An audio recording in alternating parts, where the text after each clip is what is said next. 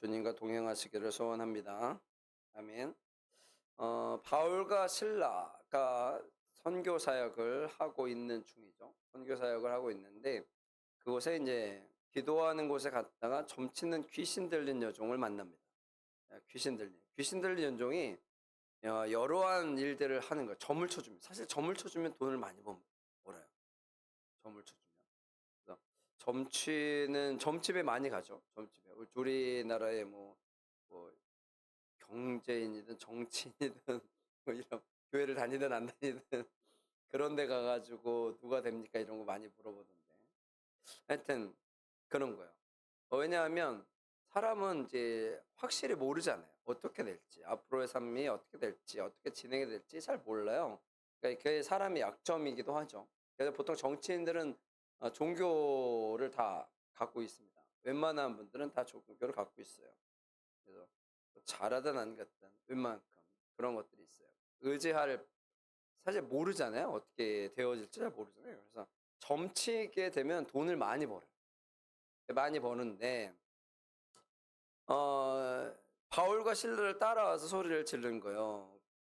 그래서 바울이 심히 괴로워하여 돌이켜 그 귀신에게 하도 방해를 하니까 "나가라." 그랬어요. "예수 그리스도의 이름으로 명하노니 나가라."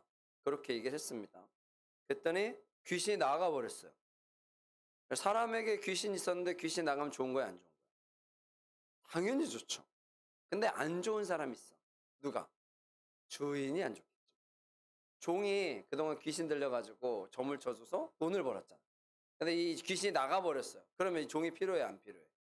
필요 없어요. 돈을 벌지 못해. 그러니까 와, 이게 수익이 없어진 거야. 수익이 없어지니까 수익이 없어지게 한 사람들을 잡아간 거예요. 잡아가서 19절 오늘 말씀인데 오늘 말씀 한번 읽어 볼까요? 19절. 자, 시작.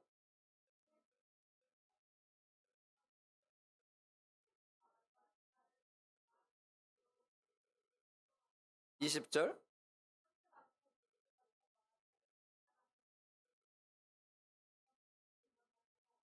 아멘. 주인들이 수호에게 소망이 끊어진 것을 보고 붙잡아 갔어요. 관리들이 끌어갔다가 이 사람들이 유대인인데 우리 성을 심히 요란하게 하였다는 거예요.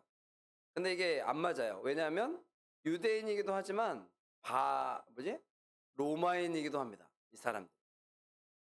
로마인들이.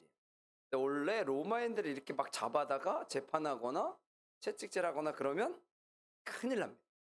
그냥 안 되는 게 아니라 큰일 난 거야. 원래 그 황제가 명을 했어요. 로마인들은 항상 어디로 와서? 로마에 와서 재판을 하라는 게 기본이에요. 법이에요. 당시에 로마의 그 황제들은 거의 신이거든요. 명을 어기면 어떻게? 죽어요. 그냥 죽여. 그냥 죽여요. 뭐도 말고 그냥 없애버려요. 그러니까 바울과 신라를 잡아다가 어떻게 하면 안 돼요. 만약에 하려면 어떻게 해야 된다고요? 로마로 이송을 해서 거기서 재판을 받게 해야 되거든요. 그런데 이들이 그렇게 한 거야. 그러면서 뭐라 그러냐면 21절 읽어볼까요? 시작.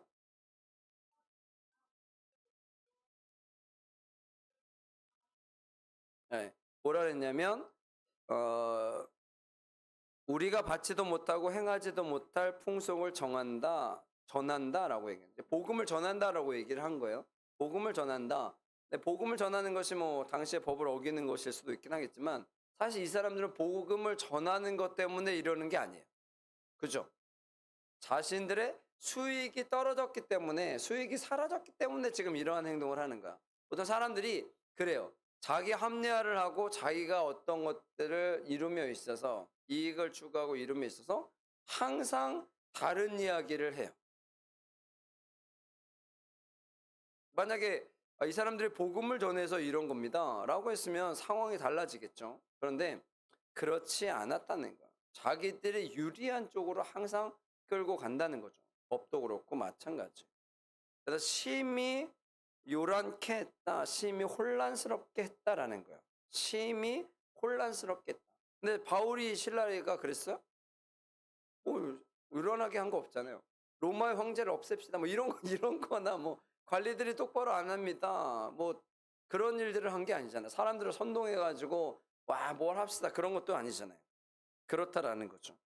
그러니까 이렇게 된 거예요. 근데 이 사람들이 이러한 이유가 있어요. 글라우디오가 로마 황제로 있을 때 유대인을 축출하라는 칙령을 내렸다고 해요. 1년 전쯤에.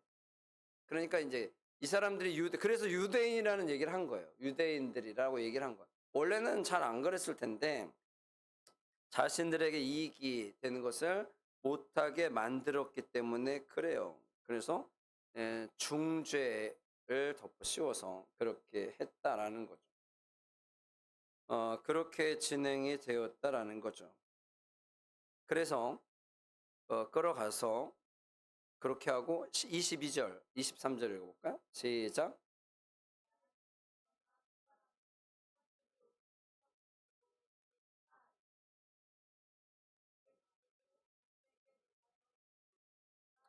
아멘. 무리가 일제에 일어나 고발하니 상관들이 옷을 찢어 벗기고 매로 치라 하여 많이 친 후에, 그러니까 채찍질을 한 거예요.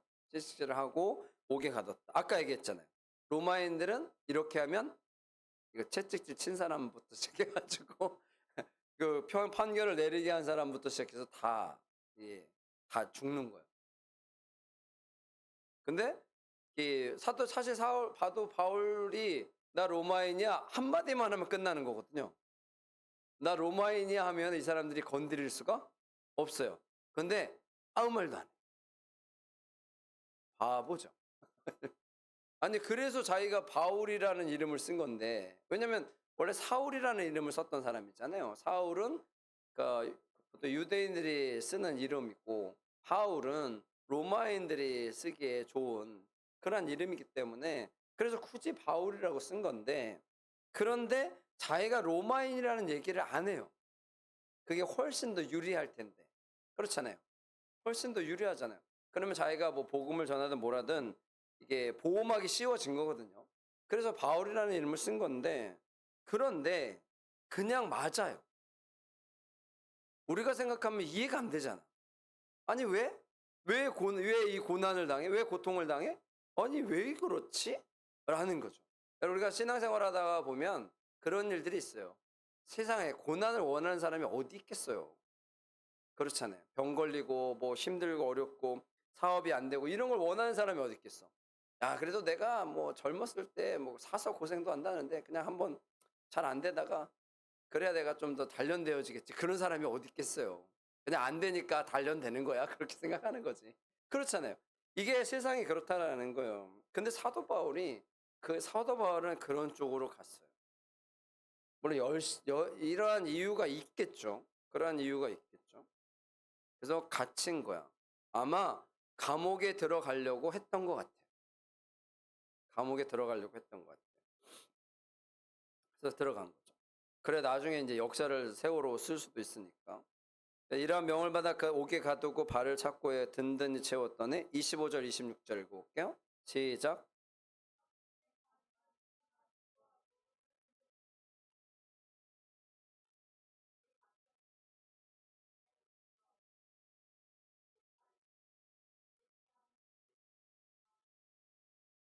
아멘. 보통 그 감옥에 가두게 되면 보통 사람들은 힘들겠죠. 힘들고 다운이 되고 거기서 막 어려워하고 고통스러워하고 막 그랬겠죠.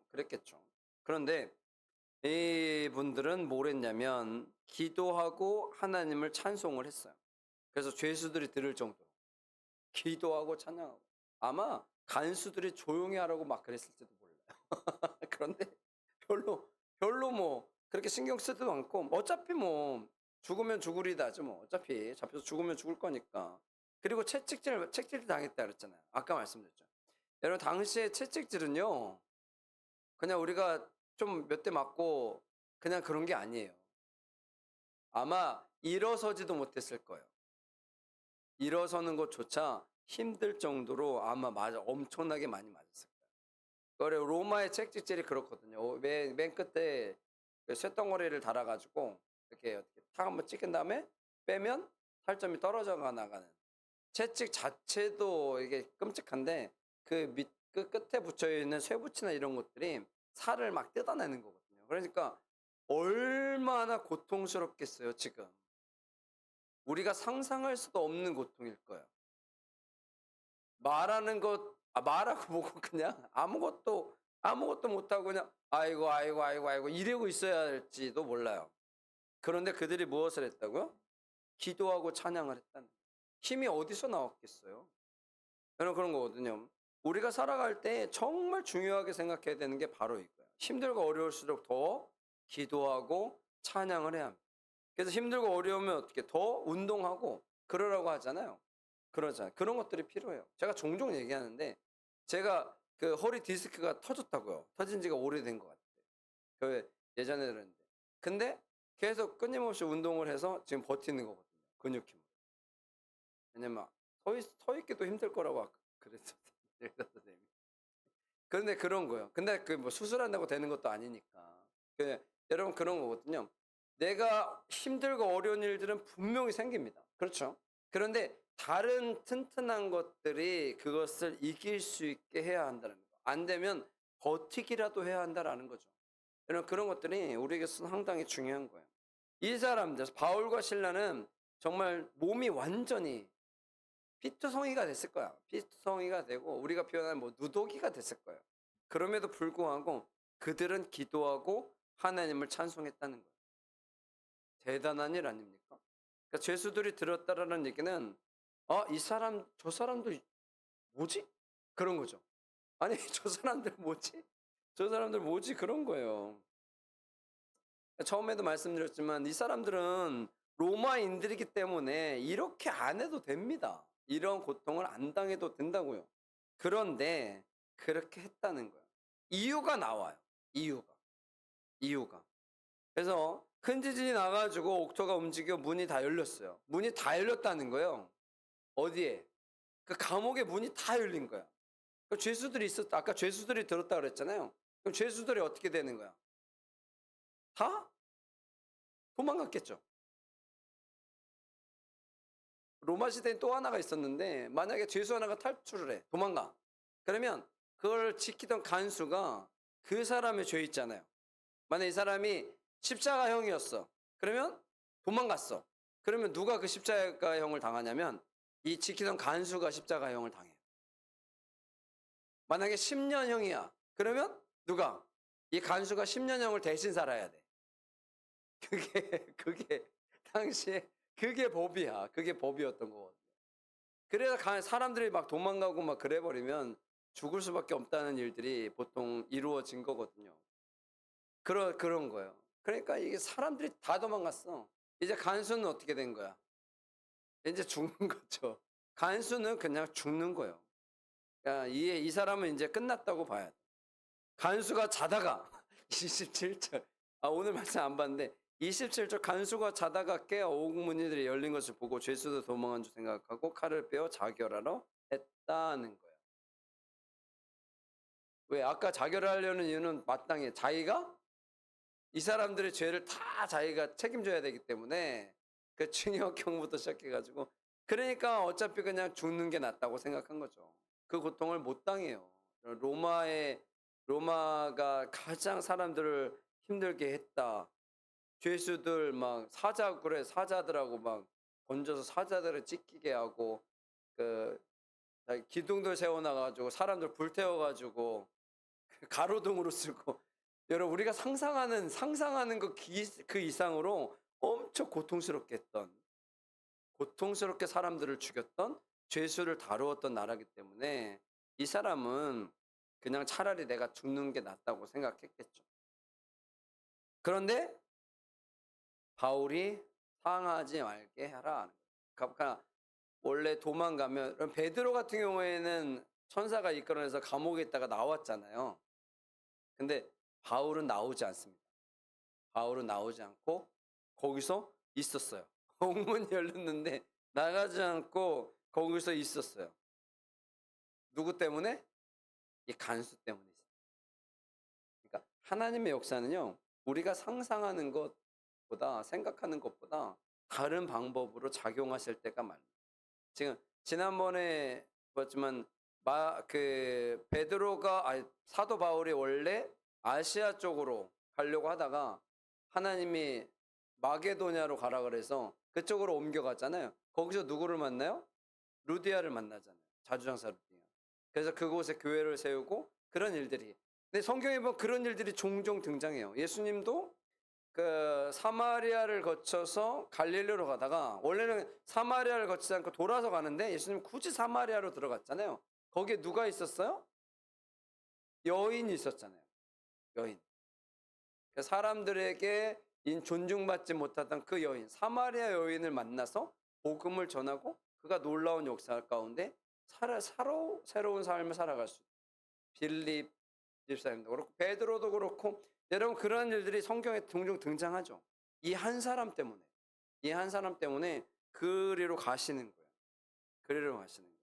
그리고 나서 오늘 말씀에는 안 나오는데 그 31절에 이르되 주 예수를 믿으라 그래야면 너와 내 집이 구원을 받으리라. 아주 유명한 말씀인데 이 말씀의 주인공이기도 하죠. 이러한 놀라운 역사들이 이루어지게 된 것은 사도 바울과 신라가 고난 중에 어떻게 감사하는 삶을 살았기 때문에 그래요. 감사한다라는 것이 얼마나 중요한 일인지 우리가 항상 봐야 돼요. 근데 감사는 어떻게 하느냐? 근데 사실 감사했다라는 얘기가 없잖아요. 그죠? 감사했다라는 얘기가 없어. 근데 무엇을 했다? 기도하고 하나님을 찬송했다라는. 하나님을 기도하고 하나님을 찬송하는 것이 감사의 중요한 모습입니다. 여러분, 하나님을 찬송하고 기도하는 것이 쉬워요? 어려워요? 원래 쉬운 일이잖아. 근데 언제 어려워질까요? 고통이 오면 어려워집니다. 고통이 오면 기도하고 찬송하는 게 어려워요. 그렇다니까요. 안 그럴 것 같은데 원래 보통 기도하면은 내가 바라는 뭐 이런 의미잖아요. 찬송은 뭐 기쁘고 뭐 이러니까. 근데 보통 이제 기도는 내가 힘들고 어려울 때 하는 의미고 찬송은 내가 기쁠 때 하는 의미. 보통 이런 식이잖아요. 근데 보통 기도는 힘들고 어려울 때 하는 건데 생각처럼 그렇게 되지 않아요. 언제부턴가. 어렵고 힘들면 기도를 더 하지 않아요. 아주 희한하죠. 그렇죠. 그래서 기도라는 게 그렇게 되는 거예요. 그래서 기도는 언제 하느냐? 어렵고 힘들 때 해야 되는데 사실은요. 이게 그렇다니까요. 내가 하나님과의 관계 속에서 마음이 좀 좋아야 기도합니다. 이게 우리가 기억해야 될 부분 중에 하나예요. 언제부턴가 그렇게 됐어요. 그래서 기도하려면 무엇을 해야 한다? 감사를 해야 돼. 여러분 감사를 한다라는 것은 이제 관계가 좋다라는 얘기잖아요. 내가 감사한다라는 것은 누군가 나에게 은혜를 베풀었을 때 감사하는 거잖아요. 그죠? 누가 나에게 선물을 줬을 때 뭐요? 감사하죠. 누가 나한테 힘들게 했어요. 그럼 감사해요? 안 하죠. 그래서 감사라는 것은 항상 그런 거. 하나님께서 나에게 은혜를 주셨기 때문에 내가 감사하는 거. 하나님께서 나에게 은혜를 주셔서 내가 감사하는데 그때에 필요한 것, 그때 나타나는 표현이 기도라는 거예요. 찬송이라는 거죠. 근데 사실 사도 바울은 이게 감사할 일은 아니잖아요. 근데 이 목적을 보면 알아요. 목적. 사도 바울이 지금 뭐 하는 중이죠? 만약에 사도 바울이 여행하는 중이었다면 잡혀가지고 채찍맞고 그러면 이것처럼 힘든 건 없겠죠. 근데 사도 바울이 지금 뭐 하는 중이에요? 선교하는 중이잖아요. 복음을 전하는 중이잖아요. 그럼 선교를 하는데 복음을 전하는데 나를 핍박하고 어렵게 하고 고통스럽게 하면 이거는 보통 뭐라 그래요? 영광이라고 합니다. 여러분 우리나라에 독립투사들 있잖아요. 유관순 누나부터 해서 이 독립투사들이 그 어린 나이에 그러한 고문을 견디면서도 어떻게 해요? 당당하게 얘기하잖아요. 자랑스럽게. 막 힘들고 막 그러면서 막 그 사람들한테 살려달라고 하지 않고 당당하게 그 고통을 당하면서도 당당하게 얘기하잖아요. 난 너희들한테 굽히지 않는다. 하나님 뭐 그런 것들. 왜? 그 사람들은 그것이 영광이라고 생각하기 때문에 그래요. 하나님이요. 나라에 희생했던 분들, 전쟁 시에 전시에 그 수류탄 들고 뛰어 들어가서 전차를 막 무너뜨리고 막 이런 분들 있잖아요. 이런 분들. 여러분 이런 분들이 그거를 영광이라고 생각하니까 나라를 위해서 내가 충성한다고 생각하니까 그러는 거지. 여러분 그렇지 않으면 그게 가능하겠어요? 불가능하죠. 전쟁이 나면 요즘엔 다 그런 얘기 하잖아요. 다 도망간다. 그렇잖아요. 내가 충성하지 않는 사람들은 도망가겠죠. 근데 충성하는 사람들은 영광이라 생각하거든요. 지금 사도 바울과 신라는 자신들이 지금 잡히고 채찍당하고 감옥에 갇히는 것을 하나님께서 나에게 베푸신 은혜라고 생각하는 거예요. 그 일을 내가 감당하는 거예요. 이것처럼 영광스러운 일이 어디 있겠어요? 그렇잖아요. 그래서 우리가 기억해야 돼요. 그렇게 되는 거죠. 그래서 기도를 하였다. 찬송을 하였다라는 거예요. 그래서 고난은 육신의 고난은 있지만 이 사람들은 영적으로는 하나님의 영광을 나타내는 중인 거예요. 그러니까 이렇게 할 수 있는 거예요. 누워 있을 힘도 없는 그 사람들이 하나님을 찬양하니까 뭐가 생겨요? 힘이 생기는 거예요. 여러분 그런 거 내 힘 내가 어렵고 힘든 상황이 벌어지면 내가 다운이 되고 그러면 더 힘들어져요. 그게 그런 거예요. 내 주변에 있는 사람들도 같이 힘들어져요. 그렇거든요. 그래서 그런 것들을 그냥 바꾸어 살아야 돼. 내가 그냥 원래 살던 대로 그대로 살고 기쁨대로 살고 그래야 이러한 에너지들이 그 사람에게도 가는 거예요. 같이 힘들어하고 그러면 안 돼요.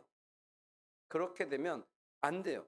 당하는 사람이 더 힘들어지거든요. 그래서 그것을 이겨낼 수 있도록 우리가 함께 기도하고 나가는 것도 필요하고 내가 그러한 삶 가운데 정말 귀하고 복된 삶으로 살아갈 수 있게 된다라는 것도 우리가 기억을 해야 합니다. 언제부턴가 교회가 힘들어진 이유 중에 하나가 바로 그거예요.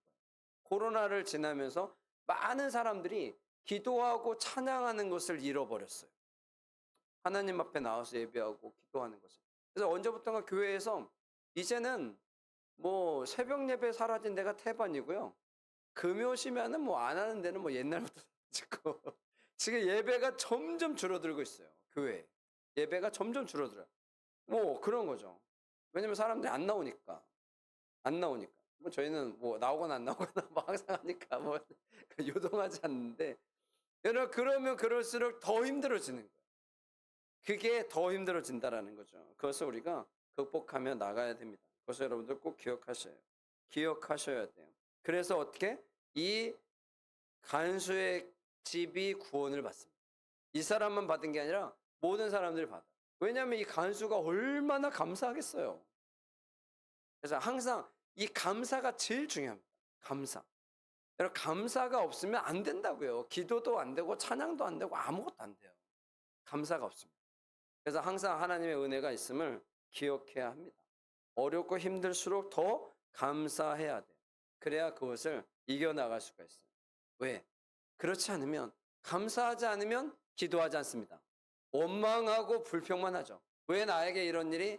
왜 우리에게 이런 일이? 왜 우리 교회에 이런 일이? 와, 이거 이거 이렇게 가지고 뭐 되겠나? 이러면 더, 더 어렵게 되는 거예요. 그래서 이럴 때일수록 어떻게 더 감사하고 찬양하고 기도하고 나아가는 것이 필요합니다. 찬송할 때 강하게 힘차게 하고 기쁘게 하고 그런 것들을 여러분들이 꼭 기억하셨으면 좋겠습니다. 꼭 기억하시고요. 고난 중에도 감사하는 삶이 되시기를 간절히 축원합니다. 아멘.